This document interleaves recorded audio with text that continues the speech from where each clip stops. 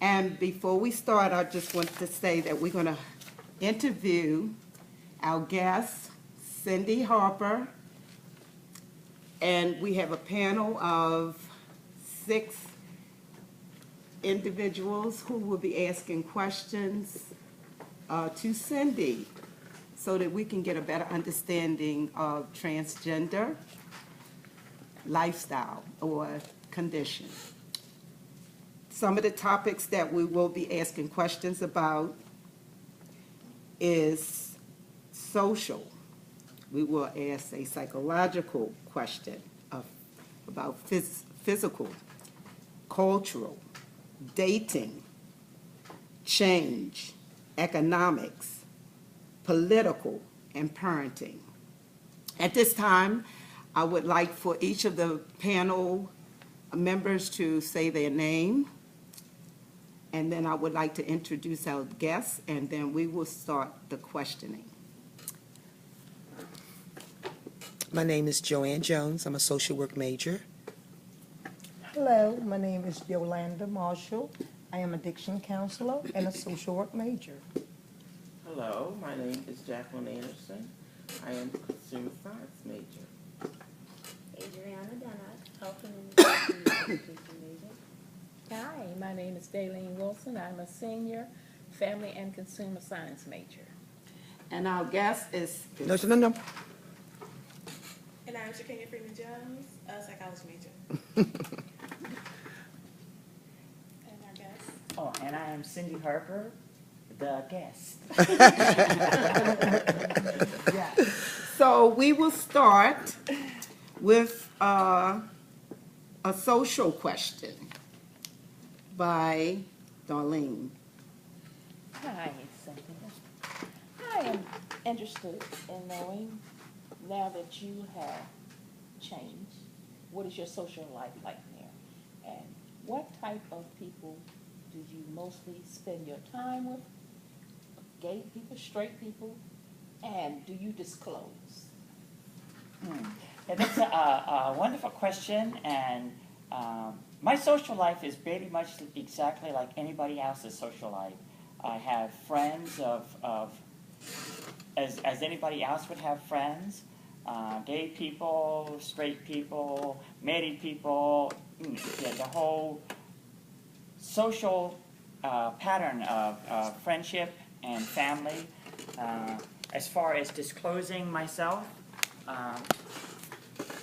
I have disclosed myself to many people. I don't consider myself as Cindy Harper, the transgender. So I don't walk up and say, "Hi, I'm Cindy Harper, the transgender," any more than you would walk up and say, "I'm so and so from, and this is my title." You know, it's not a title. It's a condition that I was born with, and it's something that I've learned to live with. I'm Cindy Harper, just as the same as you are. You know, that kind of situation. If I feel that the person needs to know, if there's a reason for me to explain myself, I will. I'm not hiding my condition. I no longer have that secret. I carried that secret for a very, very long time, and I tell you, it's heavy. It's heavy, and it drags you down, and it's a horrible way to live, carrying that secret in you. So I will tell people about myself, but it's not something that I need to explain to everybody. It's my personal business. You don't walk up to people and say, "I am so-and-so, and this is my sex life," any more than that I feel necessary to walk up and say, "I'm Cindy Harper, I'm a transgender, and M to F, male to female." Okay. Thank you. And our next question is a psychological question by Yolanda. Yes, Cindy. Before you actually lived in your current lifestyle, body, the exterior part of you, was there a mental preparation that you had to go through before you presented publicly? Mental preparation that I had to go through. That's kind of a long, drawn-out story about my whole entire life. My whole entire life has been a mental preparation for who I am. Okay. But as far as the actual transition is concerned, Yes. the transition actually began when I discovered on the internet, which is fantastic. You could find out anything on the internet. Okay. I finally found out on the internet what my situation was, what my condition was, Okay. what my issue was. And at that point, that's when I started reaching out to support groups and other Okay. things to find out what's I need to do, options are available to me and everything. Then I began the slow process of trying to make that determination, finding out what is available, what my options are.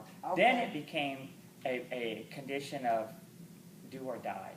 You know, I either have to do this or I'm going to have to just give up life altogether. Okay. And giving up life, you know, it's just, that's a horrible way to feel that you want to die, but it's something that you have to do, you know, you have to do it. Right. So I started the process. First thing I did was to make connection with a psychiatrist. That's what I was going to ask. Psychiatrist. And fortunately for me, I met the perfect doctor, Okay. and who specialized in sexual gender dysphoria. Okay. And he was able to make that determination right off the bat that Okay. I was transgendered, and he helped me with the process of transition. Transition took over a year Okay. to actually go through. It's a long drawn out process. You want me to explain that now? No, what I want to know is, was there any actually like psychological evaluations, testing before you actually went through the complete transition? Yeah, that testing, the evaluation and testing was really, really simple.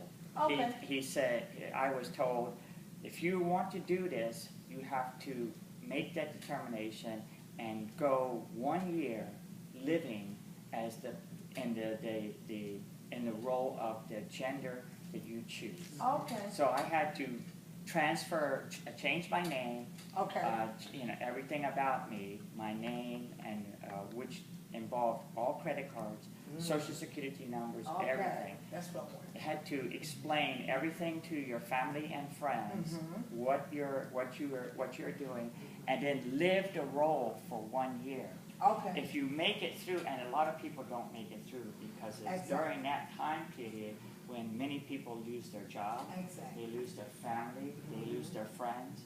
Me, I was very fortunate. My fortune was so great. I explained to my family, one at a time, exactly what I was doing. They were all 100% supportive, you know, and my youngest daughter became my clothes shopping partner. Oh, it was amazing. We had so much fun going clothes shopping. I know, that's right. Yeah. I I'm telling you. love that. And you were the one spending. Oh, yeah. That was- She had a ball. You answered my question very well. That was great. Thank you. So our next question is a physical question from Adriana. Okay, my question is, have you went through the complete transformation, and if so, how was that experience for you? Yeah, I am post-op. I had my surgery, my transition surgery, male to female sexual reassignment surgery is what it's actually referred to as. I had that in 2000, and that process resulted after the 1 year of transition living, and the surgery took approximately 11 hours. Okay. It was a long surgery. Of course, I was dead asleep during that time, so it really didn't matter. But recovery was about 5 days in the hospital, followed by 2 weeks in a hotel, being with a nurse there to take care of me. Okay. So I actually went to Thailand for my surgery. Not so far. Because of the money involved. In Thailand, the money was Lesson. a lot less. Whereas in this country, it can run up to $100,000. Could you just mention again that little thing that you told us about when you realized it? Oh yeah, the recovery was 5 days long, and during that time period, there were so many bandage on. I couldn't see nothing, and my legs were kind of locked in a position so that I wouldn't move and disturb anything that was being during the healing process. So it wasn't until the end of the 5th day when they started taking the bandages off. So the doctor is down there and he's doing his thing, and the 2 nurses are standing there, and they're speaking Thai, so I really didn't understand what they were saying. But I did learn some Thai while I was there, laying there. And I was just watching their face, to see their expression on their face. And the doctor was just pulling, and all I could see was these, the bandages was coming off one at a time in his face. And then all of a sudden, he just got this wonderful big smile on his face. He goes, ah! And he looked up and goes, look good! And he hands me a mirror, and I take a look at it with a mirror, and it's like, yes! So, yeah, that's how it ended, It was that great, it was a real wonderful experience to actually realize that everything that I had worked so hard to accomplish, my desire to have the body that my mind already is. It's extremely difficult for people to understand that you can actually physically hate the body so much that you want to physically mutilate it. You have ideas, maybe I can do this, maybe I can do that. You have dreams of these things magically happening, any possible thing at all that you can come up with, to try to create the body that you feel that you should have had from the very beginning. It's hard for a normal person who isn't transgender to understand that. To really physically hate the body that much, to really want to change it that much.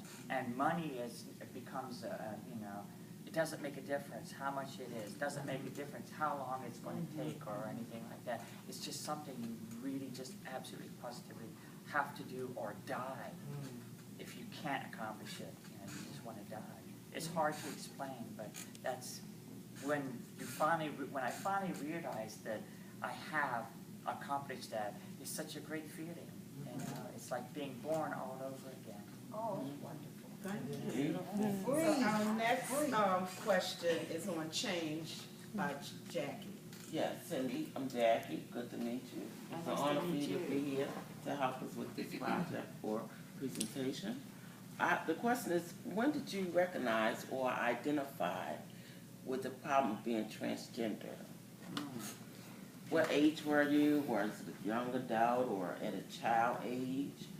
Or did you just have an idea that something was different about you? Not a sense of different, because transgender is either bodies are changing, some type of form of change that a body's going through. When I say change, I don't mean it. Yeah. I kind of realized that there was something different about me when I was 6 years old. I realized that I wasn't like everybody else. I didn't feel correct. When I looked at myself, I didn't feel correct. And when I saw my friends, praying, and the boys over here and the girls over here, I wanted to be over there. I didn't want to be over there. I wanted to be over there. When I saw the clothes that the kids were wearing, I wanted to wear these clothes, not these clothes. But I had no idea what my problem was. This was back in the 60s, and during that time period in the 60s, you had the Dewey Decimal System and the Carter Catalog. Okay. Wow, you could find out anything, could you? Oh my God. It was horrible, and there was no name for my condition. It wasn't really understood at that point, and there wasn't a common. So how old were you? I was 6. You were 6 years old? Yeah, this was back in 1961. when I started realizing that there was something different about me. And when I tried to tell people